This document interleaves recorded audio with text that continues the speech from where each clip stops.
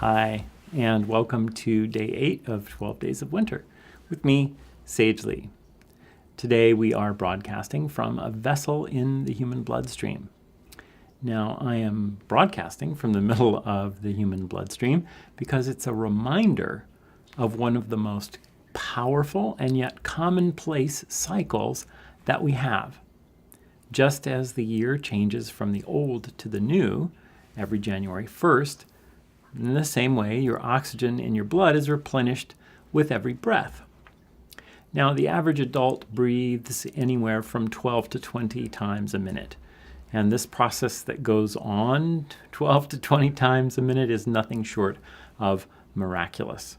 The red blood cells actually have to line up single file in the capillaries because the capillaries are only wide enough to accommodate the cells single file. Now, during that moment of the intake of breath, the oxygen in the air is accepted by the red blood cell, and the carbon dioxide in the red blood cell that the red blood cell has taken from your tissues is released into the lungs so that the outbreath carries the waste products from the cells. Just think about this whole process. It happens without your knowledge 500 million times over an average lifespan. Now, a red blood cell cannot take in oxygen until it releases its carbon dioxide. A field, in the same way, can't be planted with new crops until the old crops are plowed under and the field is made ready for planting.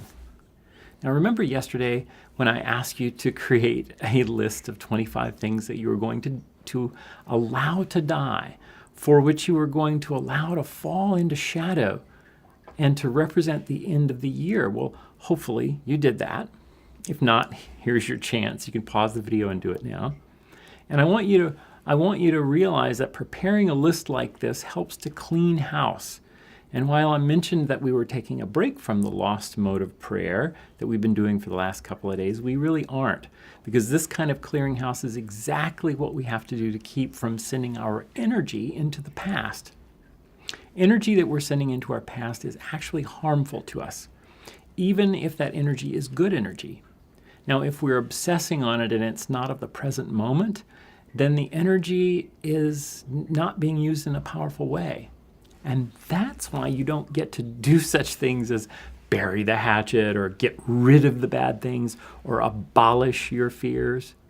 Each thing that you want to allow to fall into shadow either once served you or at the very least had a powerful positive intention.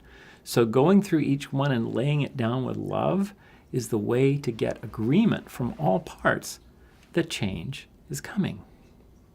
So now comes the fun part.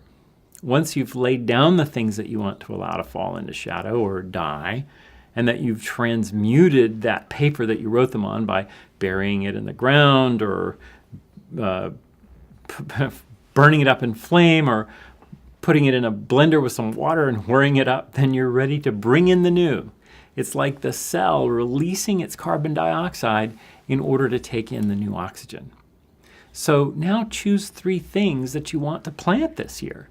They could be things like courage or stamina or a positive body image, or they could be more specific, like doing more speaking gigs or finishing a book or using your gifts more effectively.